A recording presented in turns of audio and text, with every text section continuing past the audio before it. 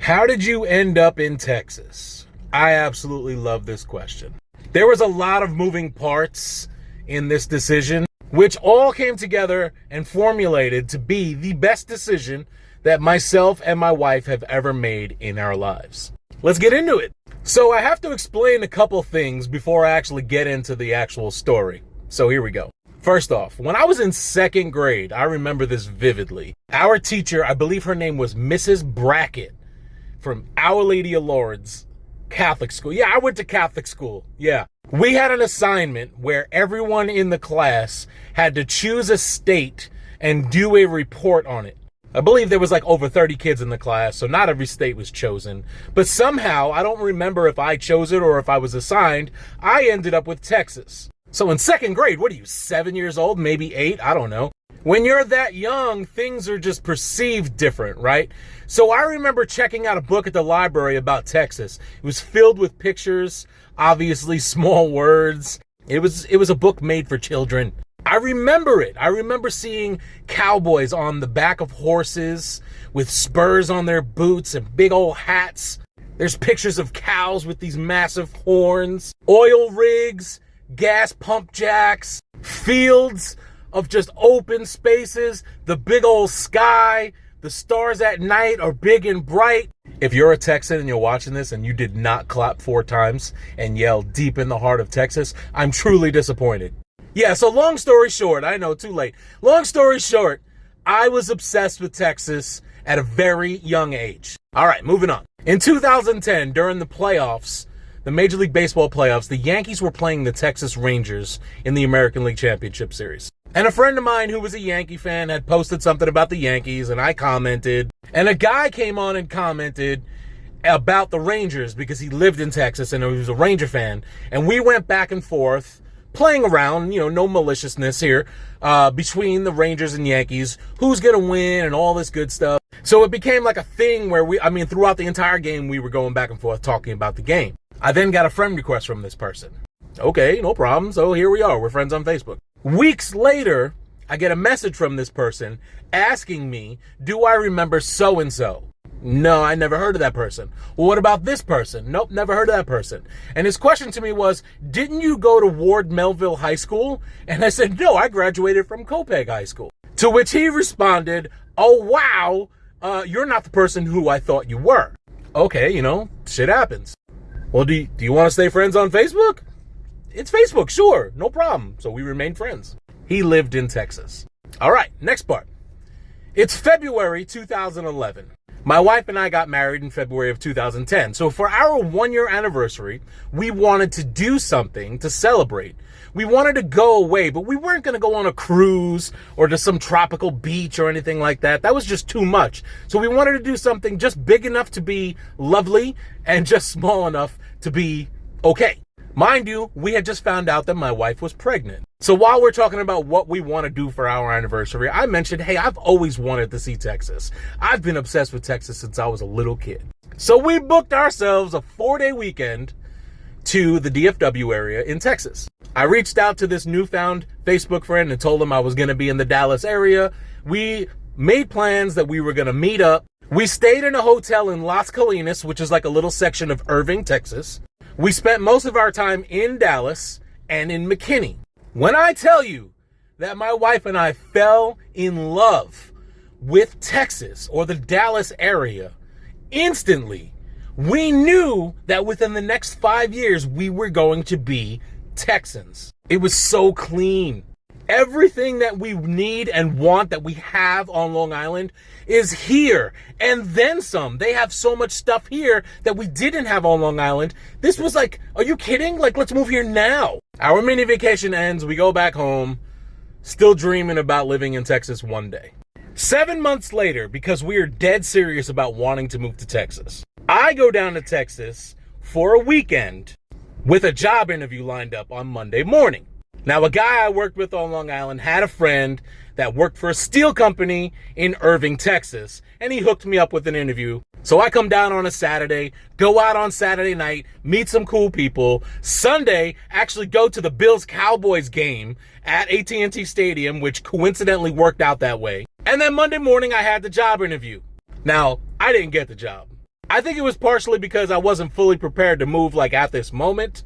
They did mention that they could probably push it back for like 6 months, but then I'd have to be living here by myself, and then like my family's going to be back on Long Island, and we're going to have to work it out until they were able to move. All in all, the situation it was what it was. Now, after the interview, I had about 6 hours before I needed to be at the airport to fly home. What am I going to do in 6 hours? So I'm driving around and I'm exploring Dallas. I used to be a NASCAR fan back in the day, and I knew that there was a NASCAR track in the Dallas area, so I put it in my GPS. Now, I'm not talking about a smartphone. We're talking about 2011. There weren't really smartphones like that. So it was on my GPS that hung on my windshield, like the TomToms, and I just put in NASCAR track. Ultimately, I get to the NASCAR track, and it's actually a dirt track. If you're from DFW, it was the Kennedale Speedway. Yeah, that's not NASCAR. But while I was driving there, the route they had me taking was 121 towards buildings. And I'm like, what the shit is this?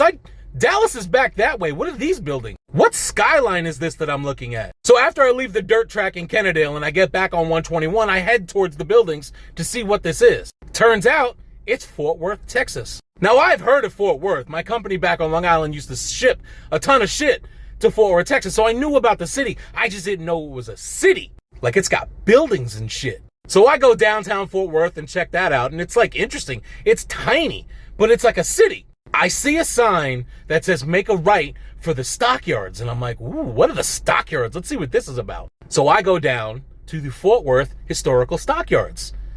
And oh my God, yo, this is the Texas I was looking for. All my life, I'm thinking Texans is cowboys, saloons with swinging doors, big ass cows with horns. Hey, I found it. We didn't see that shit in Dallas or McKinney or Las Colinas when we were down here 7 months ago on our vacation. So now you're telling me that in the Dallas area, we're going to get the way of life that we're accustomed to. And then 30 minutes shortly to the west, we can be in the Texas that I've been thinking about my entire life? Oh, sign me up. I'm down. Bet. I go back home. I let my wife know this needs to happen ASAP. So now it's June 2011. My son Gavin is born. Then in February of 2012, I got custody of my two older boys, Ty and Nick. So in a span of 8 or 9 months, my wife and I went from 2 people to a family of 5. And suffice it to say that we outgrew our apartment. Now, long story short, no need to go into details. We needed to move out of this house right away, like quick. And if you're from Long Island and know anything about Long Island, there's a reason why Nassau and Suffolk County are the 2 most expensive counties to live in the entire country. A family of 5 looking for an apartment in Suffolk County? Yeah, okay. Not easily attainable, way outside of our budget. There was no way this was happening. Our alternate options? Move off Long Island. We've been talking about going to Texas now. So my wife does what she does, her research. She researches areas in the DFW area. Now, I'll be honest with you, Charlotte, North Carolina was on the table for a little bit. That's what New Yorkers do. They move down to the Carolinas. But I told my wife, if we're going to Charlotte, I need to be in the city. I can't do like the country life. It annoyed me that Charlotte only had 1 professional sport franchise at the time. I need sports, man. Now, if my wife really wanted to go to Charlotte, North Carolina, she ruined it herself by telling me one thing. She said, Charlotte's only 13 hours away. That's a drive that we can make in a weekend. We can drive back home whenever we want. People can come visit us whenever they want. Bro, you should have never told me that, because now my vote is straight up Texas. Let's go. Texas won the day. So my wife went to doing what she does best, researching. She's researching what city, what town we want to live in, what fits our interests, what we all need for our kids. And every city or town that she found that we liked, she would then reach out to like an apartment complex to see about openings. Now, we weren't going to buy a house right away, because what if we moved down here and we hated it, right? So we were going to rent for a bit and see how everything went. Every place that she communicated with needed a proof of income, like an old address of some sort here in Texas. We're not in Texas. We're in New York. How do you want me to show you proof of income? We don't even live there yet. We're trying to get our foot in the door. Bro, it was a nightmare. Ultimately, my wife finally found a complex. It wasn't apartments, it was townhomes. They didn't give a shit. They were like, yep, come on down.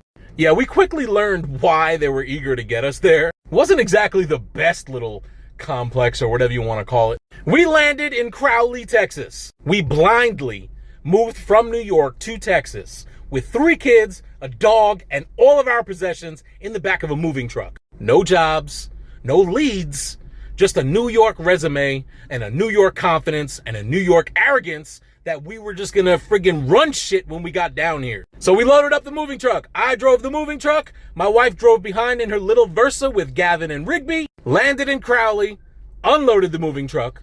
Now it's worth adding that we loaded up the moving truck on Labor Day on Long Island, and the temperature that day was 85 degrees with 100% humidity. So you can imagine how much I sweat. When we got to Crowley, Texas, it was 102, but there's no humidity here. I sweat 10 times more on Long Island than I did here in 102 degrees. Anyway, unloaded the truck, returned the moving truck. I had to fly back home the next morning to get Ty and Nick, who were staying with my mom, hop in my car, packed out with a nasty amount of stuff, and drive again. So I made that trip back to back. Good times. The good thing about it is, though, I went through St. Louis on that second trip, so I got to see the Arch, which was on my bucket list. We stayed in Crowley, Texas for about a year and 9 months before we bought our house in Burleson. And honestly, one of the main factors of us buying a house in Burleson was because all the friends that we had made lived in Burleson. And we really liked the Burleson schools. Listen, moving to Texas was the greatest thing that had ever happened to me, my wife, and my kids. The cost of living down here is so ridiculous. Maybe not anymore because some shit has changed. But 9 years ago when we got here, yes, it definitely was. We just started paying off our debt that we had compiled from living on Long Island. We finally had some breathing room. We were able to spend some money on some toys that we've been wanting for decades. I got my dream car. We're providing our children with a better life. Now, there's plenty of things in the Texas way of life that we didn't understand and we had to get used to. And I'll be honest, the first couple of years here, I would talk to people that I worked with and be like, yo, you're stupid. What do you mean they're not all Cokes, bro, they're sodas. It wasn't until like about 4 or 5 years, maybe 6 years after living here that I was like, shit, you know what? We are the visitors. This is their way of life. We are coming into their territory. We need to adapt to their ways, even if we find it silly or think it's, I don't want to say dumb, but you know what I mean. Adaptation was the key to happiness. I now understand why Texans do what they do, how they do what they do, when they do what they do, all that good stuff. I understand it now. I've accepted it. I've embraced it. I am a freaking Texan. And I often think back to that report that I did in second grade, and I swear I'd give anything to have that report because I'd love to see what I wrote in that report, because the only thing I remember is the book. I often think back to that and like just absolutely just love how things just come full circle. Listen, the last 12 years since our first visit till today has been a crazy whirlwind of goodness. If I was to hit the lotto right now for like $24 million, I would still live in Texas. Despite all the naysayers when we were leaving, oh, you'll be back. Oh, you'll miss New York. Nah, fam. Nah. Like legit, every time I visit, it's like, yo, this is nice. Look, we got bagels, we got pizza. Oh, hey, family, friends, miss you guys. Great. Yeah, after about 36 hours, I'm like, please get me back to Texas. I can't do this anymore. Flights are cheap enough to fly back to New York when we need to, when we want to. It's the perfect scenario. Do I miss New York? Sometimes. But I have the ability to go back whenever I want. I'd much rather have it that way. I'm here, loving life. I know what's up there, and I can go back and touch it whenever I want. We're good.